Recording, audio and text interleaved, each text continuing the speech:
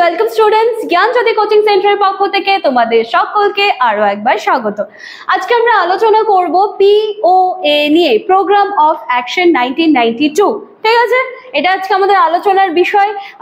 তোমাদের মোটামুটি কিন্তু সিলেবাস আলোচনার পরে আমি অনেকগুলোই ক্লাস দিয়েছি, অনেকগুলো বলতে 2-3টা ক্লাস তোমাদের গেছে, তাই মাঝখানে কিন্তু কিছুদিন আমার ভিডিওস যায়নি। তো তোমরা যারা রেগুলার ভিউয়ার্স রয়েছো তারা নিশ্চয়ই ভাবছো কি হয়ে গেল ক্লাস হঠাৎ করে। তো কিছু শারীরিক প্রবলেমের জন্য কিন্তু আমি তোমাদের রেগুলার ক্লাসগুলো দিতে পারিনি। দেন আজকে থেকে আবার কন্টিনিউ, তোমরা রেগুলার যেভাবে আমার ভিডিওসগুলো পাচ্ছ সেভাবেই কিন্তু পাবে। ঠিক আছে, চলো। আচ্ছা, আলোচনার বিষয় শুরু করার আগে একটা ইম্পর্টেন্ট কিন্তু খুব ছোট্ট ইনফরমেশন কিন্তু ইম্পর্টেন্ট দিয়ে আমি ক্লাসটা শুরু করছি। দেখো, তোমরা এখানে পুরো কোর্স ফি স্ট্রাকচারটা দেখতে পাচ্ছ।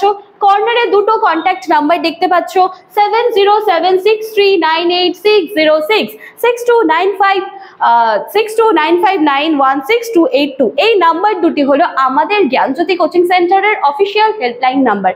যে কোনো একটি নাম্বারে কল করে তোমরা সরাসরি আমাদের সাথে যোগাযোগ করে নিতে পারো। একটা ছোট্ট বিষয় এই ক্ষেত্রে মনে রাখতে হবে, সোম থেকে শনিবারের মধ্যে অফিস আওয়ারে কল করবে। সানডে কিন্তু কেউ কল করো না, কারণ সেদিন কিন্তু আমাদের সেন্টার অফ থাকে। ক্লিয়ার আছে? আচ্ছা, এইবারে হচ্ছে তোমরা বলবে হয়ে গেল, কন্ট্যাক্ট নাম্বার তো দেখে নিলাম, এবার একটু কোর্স ফির ব্যাপারে বলে দেন। দেখো, এই যে এটা রয়েছে, তোমরা এটা দেখবে তোমাদের কোর্স ফি কত আছে বলো তো? 1199। মাত্র 1199 এর বিনিময়ে তোমরা কি কি পেয়ে যাচ্ছ? তোমরা তোমাদের এই যে সেমিস্টার রয়েছে সেটা ক্লিয়ার করতে পারছো, মাঝখানে আর কোনো কিছু তোমাদের পে করতে হচ্ছে না। আর কি পাচ্ছ? নোটস পত্র পেয়ে যাচ্ছ, ঠিক আছে, সাথে সাথে সাজেশনস রয়েছে সেটা পেয়ে যাচ্ছ। আর কি পেয়ে যাচ্ছ? মোস্ট ইম্পর্টেন্ট, তোমাদের পেইড ব্যাচের ক্লাসেস গুলো পেয়ে যাচ্ছ। এর সাথে সাথে তো আমি সব সময় চেষ্টা করি তোমাদের ওই ক্লাসের মাঝেই ডাউট গুলো ক্লিয়ার করে দেওয়ার। ইভেন এমনও অনেক স্টুডেন্ট তোমরা থাকো যারা হচ্ছে একদম এক্সামের আগ দিয়ে ভর্তি হও, দেন বলো যে ম্যাম এই টপিকগুলো আমাদের ছাড়া পড়ে গেছে, আবার একটু বুঝিয়ে দেন। আমি কিন্তু সেখানেও চেষ্টা করি যে তোমরা যেহেতু এই অ্যামাউন্টটা পে করছো, এটা যেন তোমাদের কোনোভাবেই বিফলে না যায়। তাহলে এই 1199 এর বিনিময়ে যদি এত কিছু পাচ্ছ, তাহলে এই সুযোগটা একটু কাজে লাগানো যেতেই পারে। তো চলো, ক্লাস কিন্তু আমার ইতিমধ্যে শুরু হয়ে যাবে 2-3 দিনের মধ্যে। তো কন্ট্যাক্ট নাম্বার দিয়ে দেওয়া আছে, ঝটপট কল করে যোগাযোগ করে নাও। এইবারে চলো পড়াশোনা শুরু করা যাক।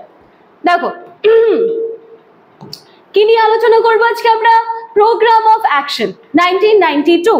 দেখো, কি বলা হচ্ছে, 1986 এই যে জাতীয় শিক্ষানীতি, এই জাতীয় শিক্ষানীতি মূল্যায়নের জন্য দুটা কমিটি তৈরি করা হয়েছিল। ঠিক আছে, কি কি কমিটি? দুটার নাম কি? একটা হলো রামমূর্তি কমিটি 1990, আরেকটা কি জনার্দন কমিটি 1992। ঠিক আছে, এরপরে চলে আসলো পুরো গল্পটা। কি বলছে, এই দুটো কমিটির রিপোর্টের ভিত্তিতে জাতীয় শিক্ষানীতি যেটা রয়েছে 1986 কিছু পরিবর্তন করা হয়। তার মানে 1986 এ যে জাতীয় শিক্ষানীতি ছিল, সে জাতীয় শিক্ষানীতিতে কিছু চেঞ্জেস আনা হলো। কিসের উপরে বেস করে? দুটো কমিটির নাম বললাম, রামমূর্তি কমিটি, জনার্দন কমিটি। এই কমিটি দুটি কি করলো? তাদের রিপোর্ট পেশ করলো। সেই রিপোর্টের ভিত্তিতে জাতীয় শিক্ষানীতিতে কিন্তু এবার কিছু চেঞ্জেস আনা হলো। বলছে সেটাই জাতীয় শিক্ষানীতি বা প্রোগ্রাম অফ অ্যাকশন 1992 নামে পরিচিত। এই সংশোধিত শিক্ষানীতির শিরোনাম হলো ন্যাশনাল পলিসি অন এডুকেশন। ঠিক আছে, ন্যাশনাল পলিসি অন এডুকেশন। তাহলে আশা করছি যে এতক্ষণ ধরে আমি POA 1992 বলে যাচ্ছি, কোথার থেকে কিভাবে এলো। আচ্ছা, চলো এবার নেক্সট স্লাইডে যাই। দেখো কি কি আছে এখানে। অ্যাকশন প্ল্যান কি? অ্যাকশন প্ল্যান কি? কালিটা চেঞ্জ করি। দেখো, চ্যালেঞ্জ অফ এডুকেশন প্রকাশিত হওয়ার পর সারা দেশে নিরন্তর আলোচনা হয়েছে। শিক্ষানীতি পাকাপাকিভাবে ঘোষণার পরও আরো কিছু আলোচনা হয়েছে। আজও এর বিতর্ক কিন্তু শেষ হয়নি। এর কিছু ডাউটস ছিল, সেটাও কিন্তু ঠিকঠাক ভাবে ক্লিয়ার করা হয়নি। কিন্তু ইতিমধ্যে অ্যাকশন প্ল্যান রচনা করে এই যে নীতি প্রয়োগ, তার কাজ কিন্তু শুরু হয়েছে। তবে এই যে প্রয়োগ, তার যে উদ্যোগ, তার কয়েকটা কিন্তু বিশেষ ক্ষেত্রেই কিন্তু সেগুলো আবার দেখা যাচ্ছে যে সেটা কিন্তু সীমাবদ্ধ ছিল। আচ্ছা, তো কি সবার প্রথমে কি অপারেশন ব্ল্যাকবোর্ড শুনে কি মনে হবে ব্ল্যাকবোর্ড থাকবে এখানে কিছু তার কিছু করতে হবে ব্ল্যাকবোর্ডে, একদমই না। দেখো অপারেশন ব্ল্যাকবোর্ড কি বলা হচ্ছে, শিক্ষার দ্রুত এবং সর্বাত্মক সাফল্যের চেষ্টায় জাতীয় শিক্ষানীতি কত খ্রিস্টাব্দ 1986, আমি কিন্তু বারংবার বলি অনেকগুলো খ্রিস্টাব্দ তোমরা পাবে, যখন সেই মানে সেই সময় হয়েছে সেই নীতি বলো বা সেই বিল বলো বা কোনো অ্যাক্ট পাস হলো তার সাথে সাথে তার খ্রিস্টাব্দটা কিন্তু বলতে হবে, তাহলে নামটা আমাদের মুখে মুখেই থাকে জাতীয় শিক্ষানীতি। তো যখন এই জাতীয় শিক্ষানীতি মনে রাখতে প্রবলেম হয় না, তো জাতীয় শিক্ষানীতি 1986টা একবারেই বলে দিই, তাহলে তখন কি হবে খ্রিস্টাব্দটা আমাদের মুখে মুখেই থাকবে আর ভুল হবে না। আচ্ছা, তো কি বলা হচ্ছে এই সাফল্যের চেষ্টায় জাতীয় শিক্ষানীতিতে 1986 প্রাথমিক শিক্ষার মানের উন্নতি ঘটাতে অপারেশন ব্ল্যাকবোর্ড কর্মসূচি কিন্তু রচিত হয়েছে। এই পরিকল্পনা অনুসারে দেখো কি বলা হচ্ছে যে প্রাথমিক স্কুলগুলো যেগুলো আছে সেখানে বলা হচ্ছে যে প্রশস্ত দুটি কামরার পাকা বাড়ি, আর কি 2 জন শিক্ষক, তার মধ্যে 1 জন মহিলা শিক্ষিকা অবশ্যই রাখতে হবে, আর কি এবং প্রতি শ্রেণীতে 1 জন শিক্ষক থাকবেন। এছাড়া ব্ল্যাকবোর্ড, চক, ডাস্টার, ম্যাপ, চার্ট, শিশুদের খেলার নানান ধরনের উপযোগী সামগ্রী, ইভেন খেলার মাঠ, বিভিন্ন ধরনের ক্যাসেটস, টেপ রেকর্ডার, সমস্ত কিছু কিন্তু অপারেশন ব্ল্যাকবোর্ডের মধ্যে নিয়ে আসার কথা বলা হয়েছে। আর কি এই কাজে এই কাজে প্রতি বিদ্যালয়ের জন্য প্রারম্ভিক ব্যয় হবে 1 লক্ষ টাকা। ক্রমশ অপারেশন ব্ল্যাকবোর্ডের জন্য ব্যয়ভার রাজ্য সরকারগুলিকে বহন করতে হবে। এছাড়া এর ব্যয় যেটা রয়েছে, খরচ যেটা রয়েছে অপারেশন ব্ল্যাকবোর্ডের ক্ষেত্রে বলছে সেটা রাজ্য সরকার দেখবে এবং পরবর্তীতে তার যে খরচ আছে বা তার যে ব্যয় আছে সেটা কিন্তু বাড়তে পারে আর কি, ঠিক আছে, বা বাড়াতে হবে, তার খরচটা আরো বাড়াতে হবে। আচ্ছা, আর কি কলেজ এবং বিশ্ববিদ্যালয়ে নতুন শিক্ষকদের প্রশিক্ষণ দেওয়ার জন্য সারা দেশে 48খানা একাডেমিক স্টাফ কলেজ স্থাপনের কথা ঘোষণা করা হয়। আর কি সীমিত সংখ্যক বিদ্যালয়ে কম্পিউটার সরবরাহ করা হয়েছে এবং 3 জন করে মানে কি বলা হচ্ছে যে 3 জন শিক্ষক থাকবে, 3 জন শিক্ষককে কম্পিউটার স্বাক্ষর করে তোলার জন্য বলা হয়েছে। আর কি প্রথামুক্ত শিক্ষা কেন্দ্র স্থাপন ও বর্তমান কেন্দ্রগুলির উন্নতি ঘটাতে হবে।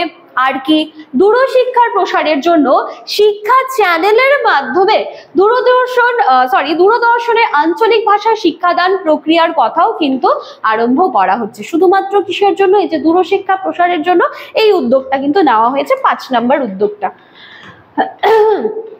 আর কি দেখো বলছে বেশ কয়েকটি নবোদয় বিদ্যালয় প্রতিষ্ঠিত হয়েছে, কিন্তু জমি দিয়ে তার যে ব্যয়ভার সেটা বা তার যে ভাষার মাধ্যম কি হবে সেটা নিয়েও নানাপোড়েন আছে বলেই নবোদয় পথপ্রদর্শক স্কুল হয়ে উঠতে কিন্তু পারেনি। কারণ নবোদয় বিদ্যালয়গুলো যেগুলো রয়েছে সেগুলো নিয়ে কিছু প্রবলেমস রয়েছে, তো যার জন্য সেটা কিন্তু এখনো যে নবোদয় বিদ্যালয়গুলো অ্যাজ আ পথ প্রদর্শক হিসেবে কিন্তু এখনো উঠতে পারেনি, কারণ এর কিছু অবস্ট্যাকলস রয়েছে। আচ্ছা, আর কি 7 নম্বর কি উৎকর্ষ কলেজ প্রতিষ্ঠার উপর গুরুত্ব আরোপ করা হয়, কিন্তু এই যে চেষ্টাগুলো অধিকাংশ ক্ষেত্রেই দেখো কিসের কারণে আটকে যাচ্ছে? অর্থনৈতিক কারণে কিন্তু আটকে যাচ্ছে, অর্থনৈতিক সংকটের কারণে তার যেটা রেজাল্ট দেওয়ার কথা বা যেটা যেরকম কল্পনা করা হয়েছিল সেটা কিন্তু সেরকম ফলপ্রসূ হয়নি। আচ্ছা, এছাড়া অনেক প্রচেষ্টার মধ্যে শিথিলতা থাকার জন্য শুরুতেই দেখা যাচ্ছে যে সেটা বিপর্যস্ত হয়ে পড়ে। কিন্তু এই কথা নির্দ্বিধায় আমরা তবুও বলতে পারি জাতীয় শিক্ষানীতি কত খ্রিস্টাব্দ 1986 ও তার বাস্তবায়নের পরবর্তী যে পদক্ষেপগুলো ছিল সেগুলোতেও কিন্তু অনেক কিছু খামতি ছিল, সেটাতেও কিন্তু অনেক কিছু ত্রুটি বিচ্যুতি ছিল, তবুও সেটা বর্তমানকালে শিক্ষা সংস্কারের ক্ষেত্রে একটা গুরুত্বপূর্ণ ভূমিকা কিন্তু নিজে রেখে যায়। ঠিক আছে, আচ্ছা তাহলে কিছু ছোট ছোট পয়েন্টস আমরা এখানে দেখলাম। কি ছিল আমাদের আলোচনার বিষয় আজকে? Programme of action. ঠিক আছে, তো দেখো কিভাবে এলো বিষয়টা। 2খানা কমিটি দুটোর নাম ভালো করে দেখবে, কত খ্রিস্টাব্দে সেটা ভালো করে দেখবে, শিক্ষানীতির শিরোনাম কি ন্যাশনাল পলিসি অন এডুকেশন ভালো করে দেখবে, এবং এর মধ্যে থেকে এই যে অ্যাকশন প্ল্যান, অপারেশন ব্ল্যাকবোর্ড, এগুলো কিন্তু খুব ভালো করে দেখে যেতে হবে। অপারেশন ব্ল্যাকবোর্ডটা আলাদা করে ভালো করে দেখে যাবে, এত টাফ তো কিছু নেই, ভালো করে বুঝলে কিন্তু সুন্দরভাবে লিখে আসতে পারবে। তো চলো, এই ছিল আজকে আমাদের ক্লাস বা আলোচনার বিষয়। পুরো ডিটেলস তো তোমাদের এর আগেই ক্লাসের শুরুতেই আমি আলোচনা করে দিয়েছি, তবুও তোমরা চাইলে একটা স্ক্রিনশট রাখতেই পারো, তোমাদের ইজি হবে। চলো তাহলে এই ছিল আজকে আমাদের ক্লাস বা আলোচনার বিষয়। দেখা হচ্ছে নেক্সট দিনের ক্লাসে। Thank you.